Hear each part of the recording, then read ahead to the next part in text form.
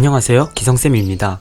이 영상은 제자리 멀리뛰기에 대해 여러 편으로 나누어 만점까지 만들어가는 방법을 짧게 알려드리는 영상입니다.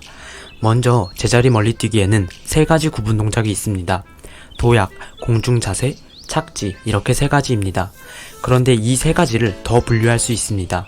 예를 들면 도약은 팔치기, 앉는 타이밍, 도약을 하는 각도, 시선 등등 심지어 뛰는 감까지 아주 여러가지로 세분화할 수 있죠.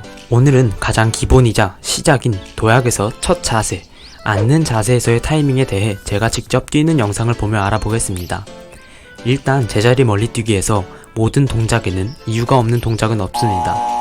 저도 완벽한 자세를 하지 못하지만 감을 잡고 직접 뛰는 걸 영상을 찍어서 보다 보면 이전과 바뀐 부분을 찾을 수 있고 기록이 향상하는 동작에는 이유가 있었다는 것을 알 수 있습니다.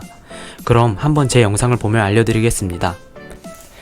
일단 결과적으로 첫째, 팔이 몸 뒤에 도착할 때쯤 앉기 시작해야 합니다. 이렇게 하는 데에는 당연히 이유가 있겠죠? 이유는 크게 2가지인데요.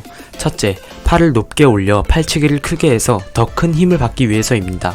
근데 팔에 힘을 아무리 줘도 땅의 각도와 수직까지 이렇게 팔을 올리는 데에는 한계가 있는데요. 바로 가동성과 유연성의 차이 때문입니다. 유연성은 수동적인, 즉 외부의 힘으로 늘어나는 근육의 범위를 뜻하고 가동성은 직접 나의 힘을 통해 늘어나는 근육의 범위입니다. 그럼 다시 자세를 봅시다. 저는 힘으로 팔을 저 위치까지 올리지 못하는데 가동성이 저만큼 나오지 않기 때문입니다.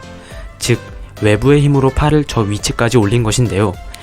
외부의 힘은 바로 제가 팔이 뒤로 왔을 때 앉으면서 생기는 반작용의 힘 때문입니다. 팔이 뒤로 왔을 때 갑자기 확 앉기 때문에 팔은 반대로 위로 올라가는 것이죠. 자세히 보면 손목을 꺾여 힘이 없는 걸 볼 수 있습니다. 이것은 팔의 힘이 아니라 반작용의 힘으로 팔이 올라간 것을 알 수 있습니다. 이렇게 되면 팔이 끝까지 올라가는 것이 가능하겠죠? 둘째, 앉은 상태에서의 정지를 막기 위해서입니다. 먼저 영상을 한번 보겠습니다.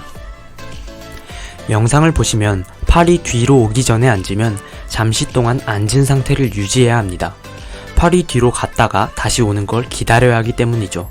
근데 누구나 알겠지만 정지 스쿼트보다 확 앉았다가 반동을 이용해 올라오는 것이 훨씬 편하고 빠르다는 것을 알 것입니다. 즉 팔이 뒤로 갔을 때 앉기 시작하면 정지하는 구간 없이 힘의 반동을 이용해 바로 올라오는 것이죠. 영상처럼 팔이 뒤로 갔을 때 앉게 되면 정지하는 구간 없이 팔을 치는 동안 빠르게 앉고 바로 점프를 시작합니다. 제자리 멀리뛰기에서 앉는 동작인 반동작 후에 정지 구간, 즉 멈춰있는 구간이 없이 바로 점프와 같은 본 동작을 하게 되면 퍼포먼스, 다시 말해 기록이 잘 나온다는 것입니다. 이것은 플라이오메트릭의 기본 개념이자 증명된 사실입니다. 이렇게 되면 훨씬 빠르고 강한 점프가 가능하겠죠? 이렇게 간단하게 앉는 타이밍에 대해 알아보았습니다. 다음 시간에는 왜 팔치기가 중요한지와 팔치기에 따른 정확한 기록의 변화, 팔치기의 원리에 대해 알아보도록 하겠습니다. 궁금한 점은 댓글을 달아주시면 감사하겠습니다.